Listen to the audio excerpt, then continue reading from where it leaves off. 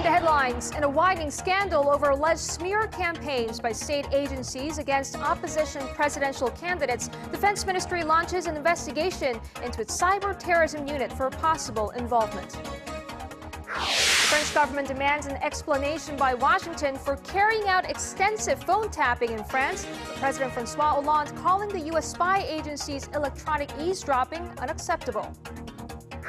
And another school shooting in the United States, this time in the state of Nevada, where a 12-year-old boy killed a math teacher and wounded 2 students before killing himself. With these stories and more next on Primetime News.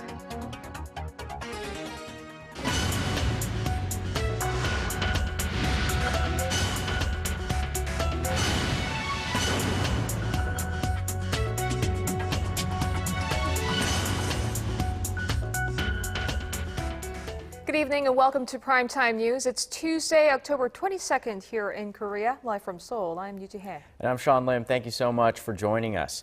We begin this evening with the widening scandal over alleged illegal electioneering during last year's presidential election. The nation's acting prosecution chief called for a fresh probe into a conflict between prosecutors in charge of the case, while the Defense Ministry launched a raid on the Cyber Warfare Command's headquarters.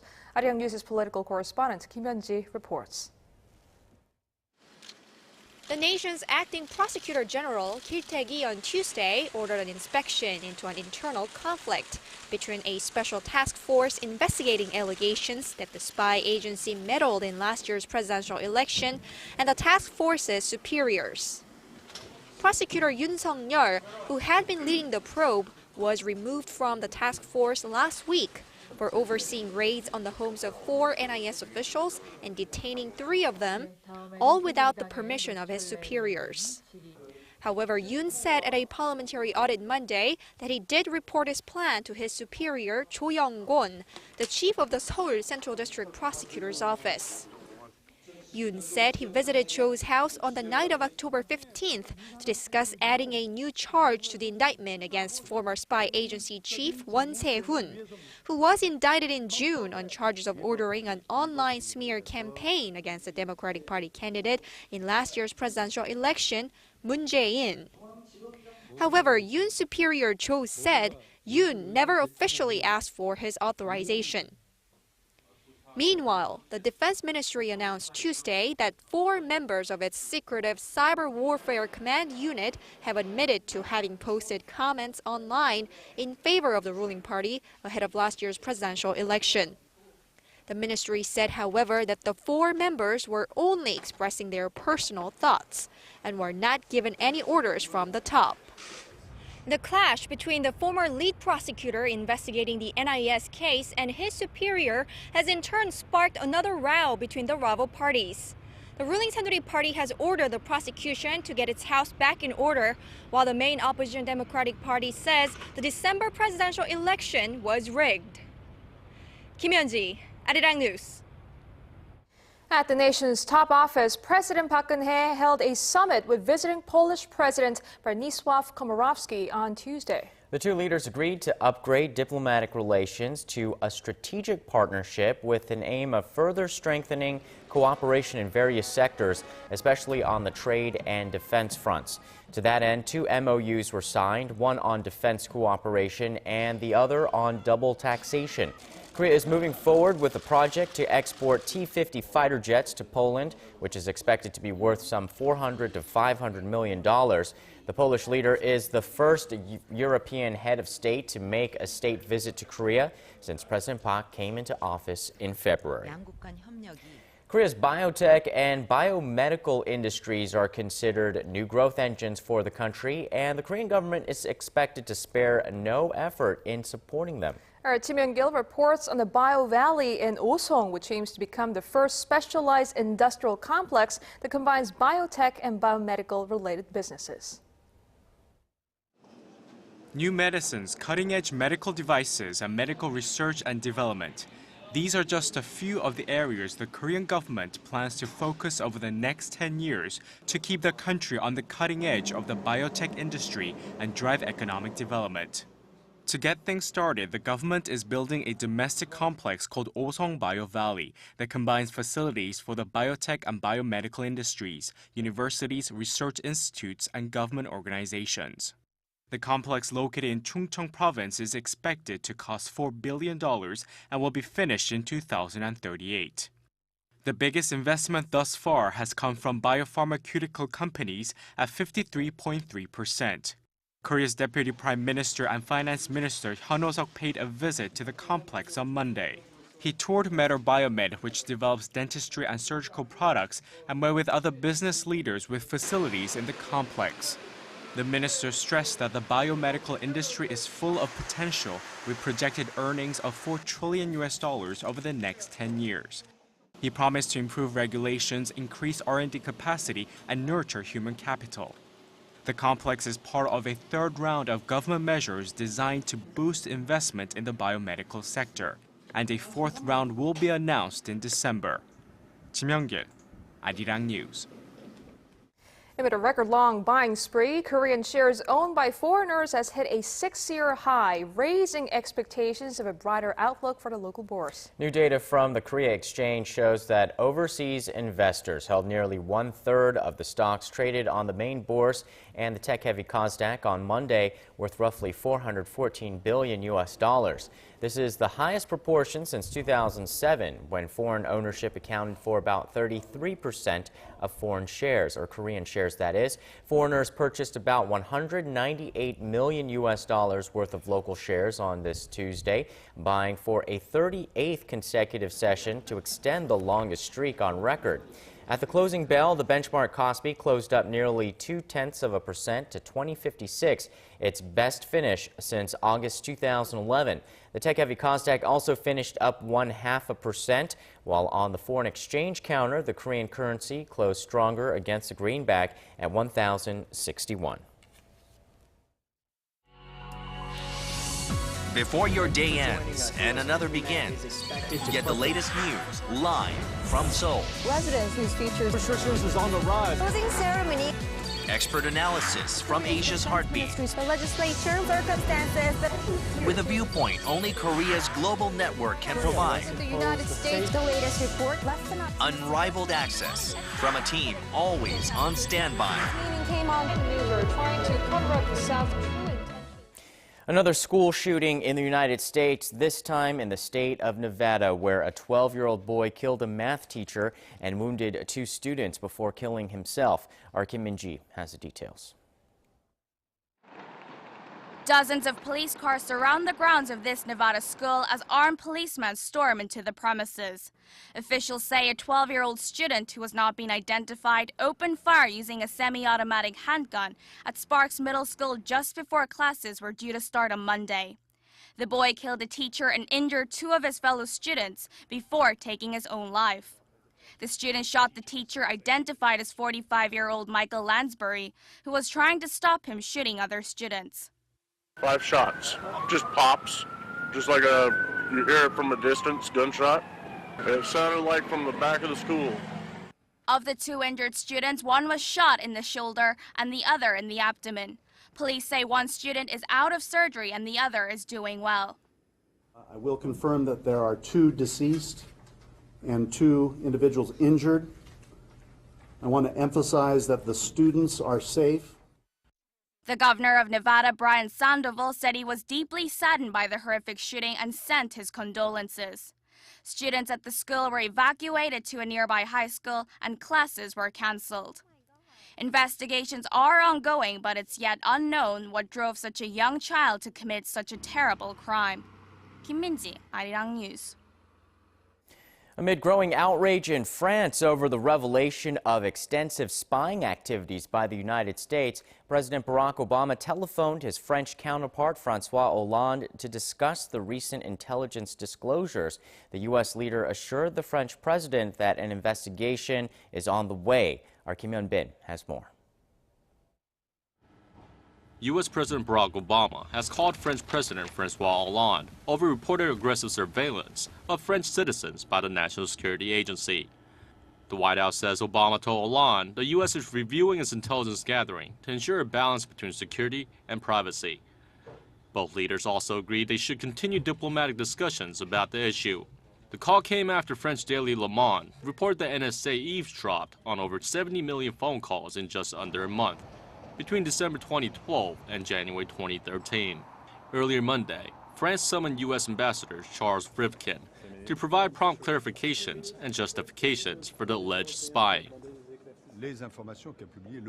The information published by Le Monde newspaper states practices that are unacceptable. We have an extremely useful cooperation with the United States to fight terrorism, but this cooperation cannot justify everything. Therefore, we are asking the United States for prompt clarification, explanations, and justifications. Le Monde says the main targets appear to be individuals suspected of terrorism, but French politicians and businesses were also on the list. Through the secret PRISM and upstream programs, the surveillance and spying goes beyond the constant and official justification of the fight against terrorism. When reports first surfaced, criticism in France was fairly muted due to the start of U.S.-EU free trade talks in July. But it now appears the Obama administration will have its work cut out justifying the NSA's alleged actions. Kim Yeon-ji, Arirang News. It's the largest, most advanced Navy destroyer the U.S. has ever built, and it's ready for launch. The first-in-class stealth destroyer will be deployed to the Pacific Ocean next year, a move seen by many as a way to keep both China and North Korea in check. Our Defense Ministry correspondent Han Da-eun reports. This is a Zumwalt-class destroyer, America's next-generation Navy destroyer. After a bit of a delay due to the federal government shutdown, the destroyer is set to be launched this week and will be deployed to the Pacific Ocean next year. At more than 180 meters long, some 30 meters longer than pre-existing destroyers, and nearly 25 meters wide, the Zumwalt is the largest Navy destroyer the U.S. has ever built. As its sleek silhouette suggests, the most notable feature of the Zumwalt is its stealth feature, which keeps the ship from being detected by enemy radar. The Zumwalt has the capacity to load one MH-60R or an SH-60 LAMS helicopter and 3 unmanned aerial vehicles, and comes armed with long-range subsonic Tomahawk missiles and vertical launch anti-submarine rockets and other weaponry. Often referred to as an aircraft carrier killer, the destroyer is also equipped with an advanced railgun system that has a range of 160 kilometers. Many weapons experts see the destroyer's launch as a move to counter China's growing naval influence in the Asia-Pacific region, and there's no doubt it's already attracted the attention of the Chinese government. The high-tech destroyer is also expected to help the U.S. keep tabs on North Korea, which has continued to threaten regional security with its nuclear and missile programs. Han Da-eun, Arirang News.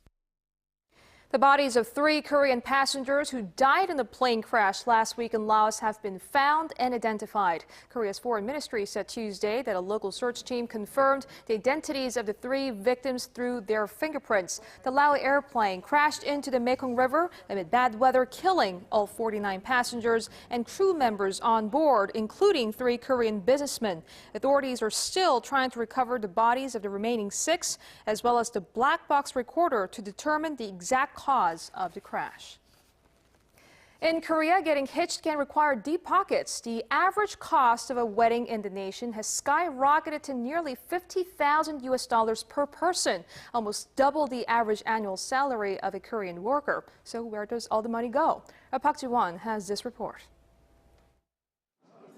The Korea Consumer Agency recently conducted an online poll of 1,000 people who either got married or had children who got married in the past 2 years. The results show that the average wedding cost per person stands at slightly more than $49,000. The cost includes wedding meals and decorations, presents, and the honeymoon, but excludes housing. Men spend a little more than women on average because grooms tend to have more wedding guests and therefore spend more on meal expenses. The cost of the wedding depends on where the couple ties the knot. Hotels are the most expensive venues for weddings at an average cost of more than $22,000, followed by wedding halls, churches, and public places. And then there's the matter of where to live. Only about 11% of newlyweds decide to continue living at their current residences. The rest choose to either buy or pay jeonse, a Korean system of paying a lump sum deposit to rent apartments. The survey results show that those couples who decide to buy new homes spent about $256,000 on average, while couples deciding to rent on lump sum deposits spent about $145,000. 85% of the respondents in the Korea Consumer Agency survey said they felt that Korea's wedding culture is overly extravagant, but said they went through with all of it anyway because of social pressures. There should be a change in individual perception or weddings. Most weddings in Korea are designed around parents or around leaving a good impression on guests. Wedding couples need to take more initiative by designing their own weddings in a unique and original way with a smaller number of guests.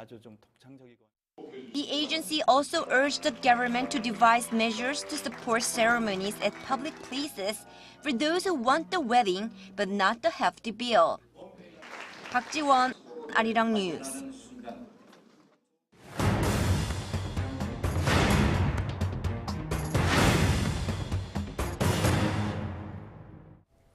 It's that time of the year when a growing number of Koreans head outdoors to take in the changing hues as nature greets autumn. And this particular season, more and more are choosing to fully immerse themselves in nature. That's right. Camping has rapidly risen as one of the most popular outdoor leisure activities here in Korea, with the number of campers expected to double this year to 2 million. To tell us more about the camping boom in the nation, our Yu Leon joins us live here in the studio. So hi, Leon. Why all this sudden interest in camping?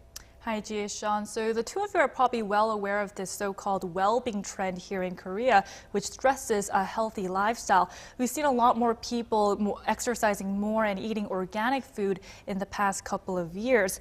Well, now the latest cultural buzzword these days is healing.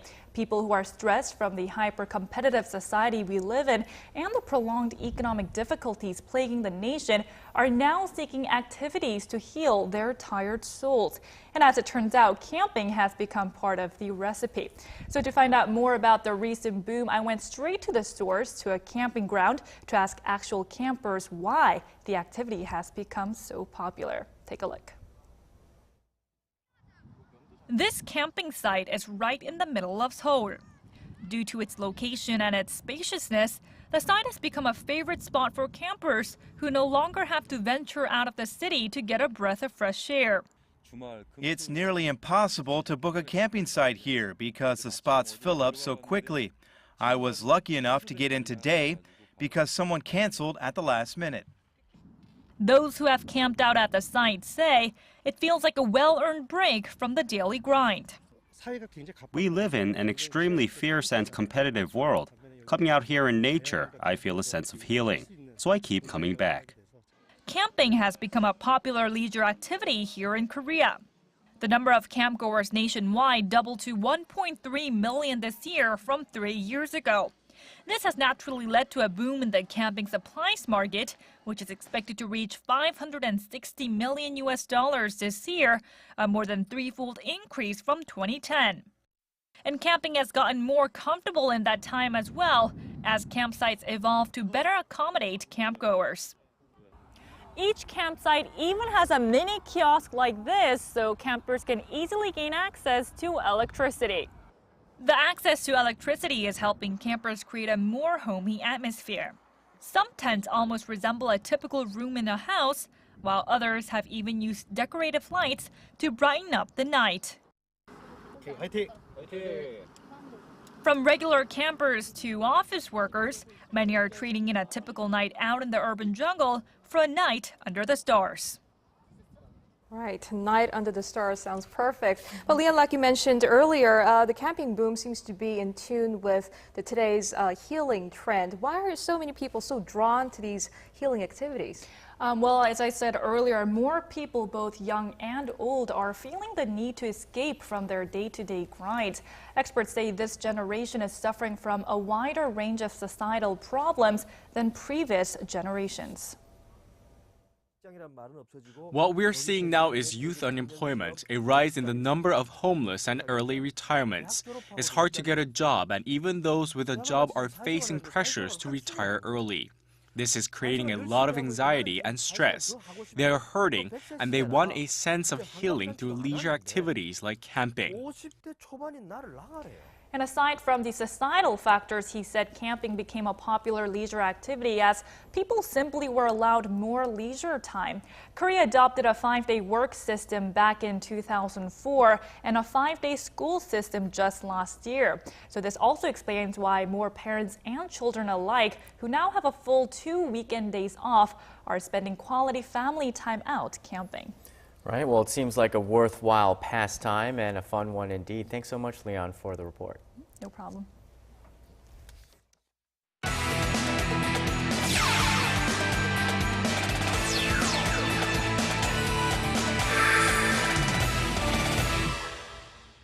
All eyes were once again on Korea's Marine boy Park Tae-hwan at the 94th National Sports Festival in Incheon. He was in the pool to chase yet another gold medal, and Stephen Che is here to tell us how he did. Hello there. Hey guys, yes indeed, the Marine boy has been the man to watch in his quest to sweep gold medals in 5 swimming competitions. Coming into the day, he had already earned 3 from winning the 200 and 400 meter freestyles and the 400 meter relay. And for his 4th gold attempt in the 8x100 meter relay, he was the last man to jump in the pool for his team, but the first to touch the wall. Clocking in at 7 minutes 24.63 seconds, Park and his team earned a top podium finish. Now he'll go for his 5th gold medal at the 400 meter medley relay on Thursday. Moving on, now with the Korean Series and the World Series yet to begin, let's move on over to the sidelines with some free agent news. The Kia Tigers free agent pitcher Yoon Seok-min is now getting attention from a top Major League Baseball team, the New York Yankees. Reports say that his agent Scott Boras will discuss the possibility of a move this week with Yankee GM Brian Cashman, who won't have to put up a bunch of cash just to negotiate with him. The 2011 KBO MVP is also getting interest from the Minnesota Twins and the Chicago Cubs. Now finishing off, let's get to Tuesday's top KBL matchup. The Dongbu Promi and the Samsung Thunders played off in Seoul. The Thunder took over the first quarter, going up by 14 points. And it's 45-34 by the half. Now after a high-scoring third quarter by both teams, Dongbu puts it in high gear in the 4th. They cut the lead to 1 with about 30 seconds to play and force a turnover by Samsung's Kim Seung-yeon. It's their last chance, 10.8 seconds left, the pass is in. Kim Ju-sung puts in the easy layup, finishes with 27 points, and Dongbu comes back to win 85-84. Now that does it for me here in the Sports Center. This has been Stephen Che. Check back at midnight for the latest in the world of sports.